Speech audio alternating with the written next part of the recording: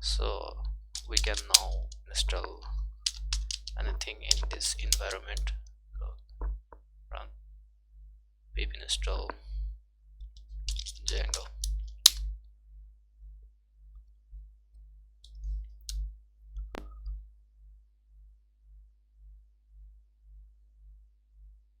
Okay, so yeah,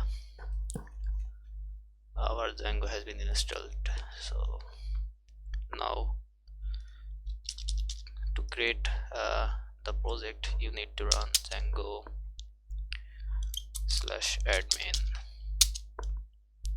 start project, and here you can name just anything what you like to install, what you like to name your project. Okay, I am going to name this web shop.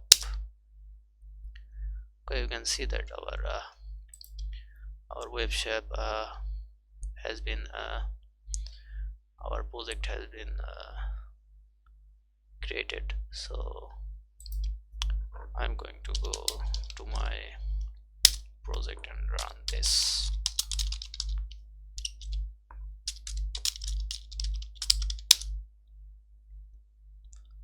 Okay, so you can see our